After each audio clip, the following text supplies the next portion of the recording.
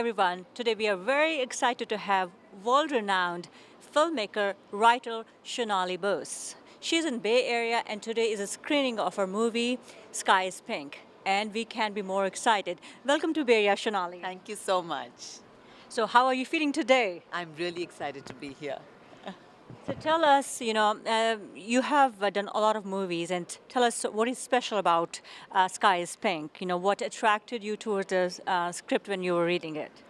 I wrote the script myself, so it was not that I was attracted to a script, but the story, like these parents of Aisha Chaudhry, they called me up and they said that they wanted me to make a film about their daughter. I said, let me hear the story, and I heard their life story, and I was like, I am inspired by you, Niren and Aditi, the parents. And I decided to make a film about this inspiring journey of a couple who have this amazing love story. They fell in love when they were only 16, and they go through so much. They lose their child, and yet they love each other and are together. And they were so inspiring in the kind of parents they were. Like, even though they faced such a difficult thing as to hear your child is going to die, they were upbeat and positive, and they were like, take every moment as it counts. Like, life is about every moment, not about thinking about what's going to happen possibly in the future. Yes. And so that is what I wanted to tell, and that's why I decided to write the script myself and direct it.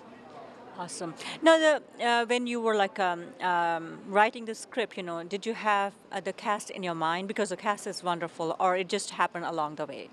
I did have Priyanka Chopra in mind as I was writing Aditi's character. She's a lot like the real Aditi in real life, and I was like, if I make this film with stars, I would want Priyanka. Farhan I thought of later, but not while I was writing it, but he is also the perfect casting for the character. Yeah, they make a great couple, actually.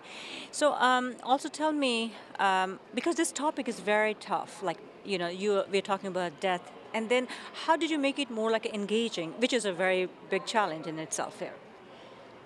Yeah, that's a really good question because people actually fear watching anything to do with death, and I have lost a child. I am not sad or depressed by it.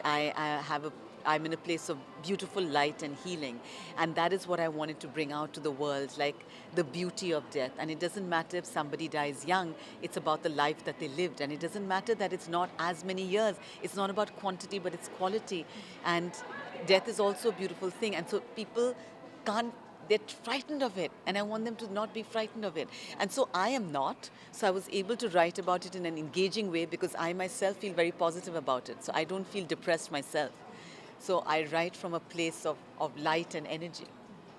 When we say you come as a very a strong woman, and it's tell me where you derive that energy and positivity. I don't know where do I derive it. I think from when I was small, my parents said that, I've just been always laughing from ear to ear and running around and happy. I've always been a happy person as a child, and for that I just have to thank my family, because really it's your family, that your upbringing, that teaches you to love yourself, to be strong and confident of who you are, and I got that from a very loving, amazing family, I guess.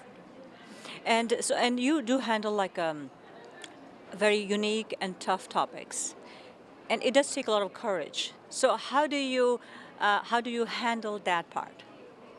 It's true. I mean, my first film was about a genocide. Amu, my second film, was about disability and sexuality, Margarita with a Straw, and this is about a teenager's death. I think I'm drawn to things which move me deeply and inspire me, and I have the ability to take something difficult and make it light. And that's what one of the reviewers said, which I loved, that looking at my trilogy of films, that is what I do. I take a difficult subject and I can make it engaging and light, and it does take courage because people don't want to support you and back you. But I think what happens with me, where I get that courage, is because I believe in something so strongly, then I'll do whatever it takes to get that done.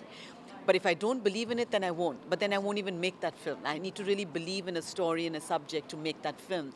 And then once I believe in it, the courage comes, because nothing can stop me then from making it happen.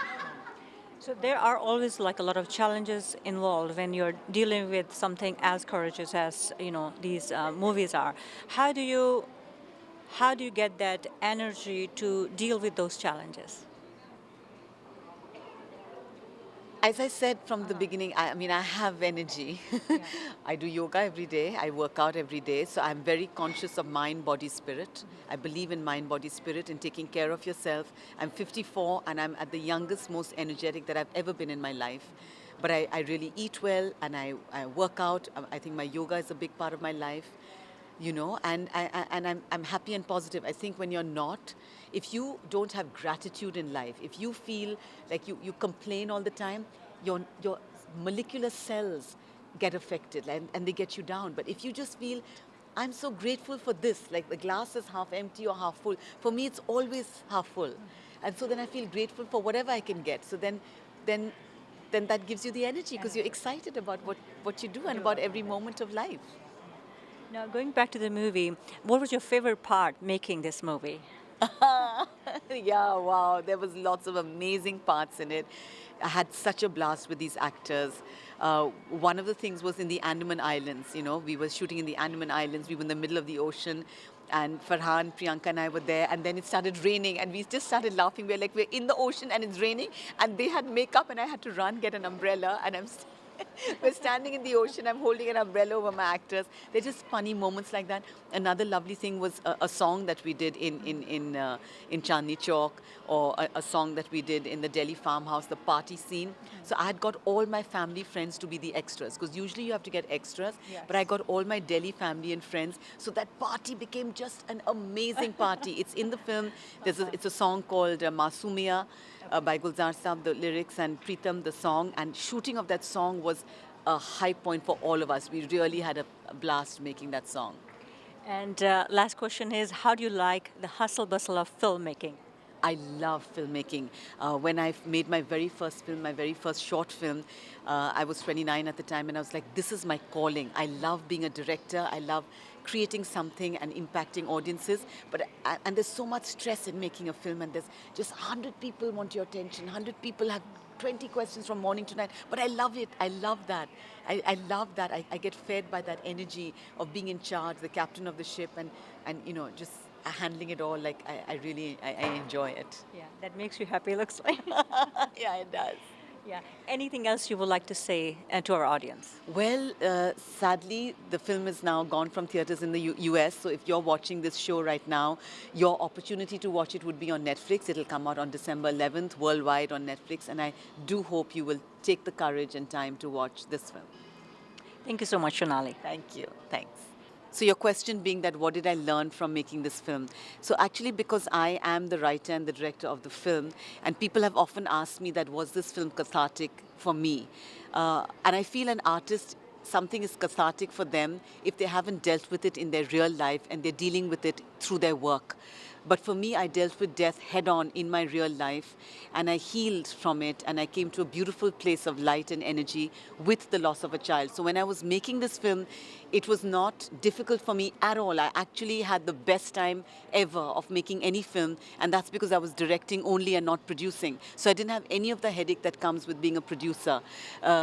Did I learn anything? I learned more about how to handle actors, because when you're working with major stars, it's a little bit different than working with theater actors. And so I think that's my biggest learning, is handling a higher level of people, like people with massive entourages and, you know, what they bring to the table, and getting them to do your vision. Like for me, the film had to still be my vision, even though they are global stars and all kinds of people who have their own notions of what a film should be or what this film should be. And I learned really well of how to make it be mine still. Like, it's not any different from my very first small film, Amu, in where, you know, I had Konkona Sen Sharma, but she was just starting out in life. And I could do the same with Priyanka Chopra, but it's a learning on how do you handle that same person, a different person, in that same way, which is the importance of a director-actor relationship. So my learning was not emotional learning in terms of the subject matter, because as I said, I was very comfortable with death, but it was the learning, it's increasing my skill set as a director, which really hugely increased in making this film. Don't know what my next project is. I can never think of the next film when I'm making one film, because my films are like my children. So this one is just finished being born, because it's just out in theaters, and now I'm going to start thinking. I do know one thing. I'm not going to let anybody die in my next film. Because in all my 3 films, they've been a trilogy about death. So I think I'm done with death for now. Hi, this is Shonali Bose, the writer-director of The Sky is Pink, and you're watching me on Sitare TV.